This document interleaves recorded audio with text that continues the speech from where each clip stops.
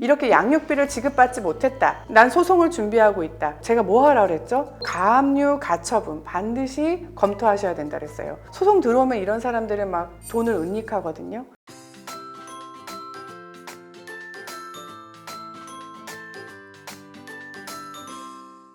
안녕하세요. 법으로 위로하는 변호사 김승혜입니다. 이제 이혼 후에 양육비를 지급받지 못하는 경우 어떻게 양육비를 지급받을 수 있는지 제가 좀 더 상세하게 알려드리고 있는데요. 저번에는 어떻게 양육비를 지급받을 수 있는지에 대해서 말씀을 드렸고, 오늘은 개인 간에 합의를 한 경우 어떻게 해야 되는지 말씀드리려고 그래요. 요즘엔 협의혼을 하면서 미성년 자녀가 있는 경우에는 양육비 부담 조서라는 거를 쓰게 돼 있거든요. 그 비양육자가 양육비를 어떻게 얼마를 부담해야 되는지 조서를 쓰는 건데, 아무리 그게 협의이혼이라 하더라도 판결과 같은 효력이 있어서 강제 집행을 할 수가 있어요. 만약에 협의이혼을 했는데 양육비 부담 조서도 쓰지 않았거나 합의서만 쓴 경우, 아니면은 양육비 부담 조서를 썼지만 별도로 다시 합의하신 분들, 판결로 강제 집행할 수 있는 게 없는 거예요. 그런 경우 어떻게 해야 되는지 이번에 알려드리려고 해요. 지난번처럼 이런 분들도 과거 양육비 청구라는 거를 할 수가 있거든요.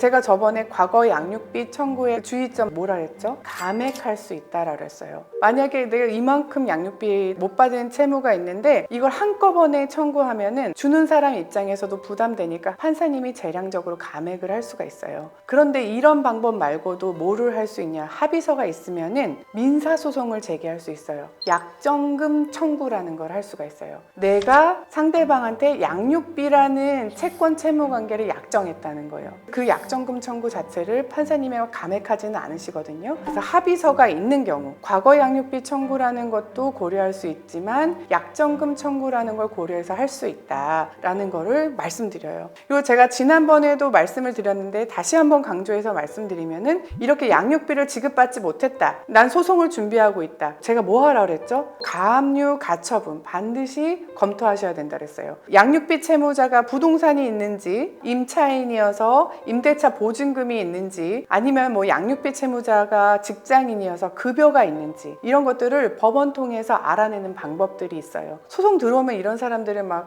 돈을 은닉하거든요. 그렇게 억울함을 당하지 않고 가처분을 꼭 함께 진행하시면서 권리를 두텁게 보호받으시는 게 정말 중요한 소송의 전략이에요.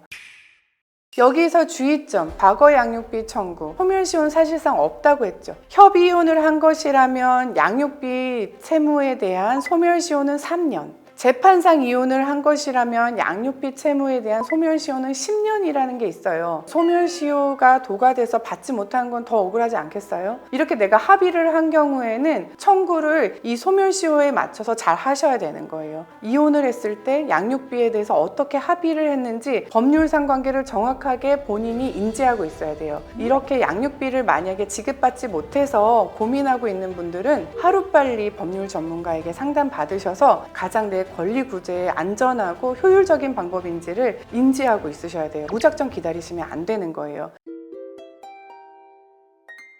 이제 양육비를 지급받지 못하는 부모가 양육비를 지급받는 방법 중에 내가 합의서를 작성한 경우에는 어떻게 양육비를 지급받을 수 있는지에 대해서 알려드렸어요. 이 방송을 통해서 홀로 아이를 키우시면서 양육비를 지급받지 못해서 어려움 속에 있는 분들에게 조금이나마 위로가 되고 도움이 되셨으면 좋겠습니다. 이상 법으로 위로하는 변호사 김승혜였습니다.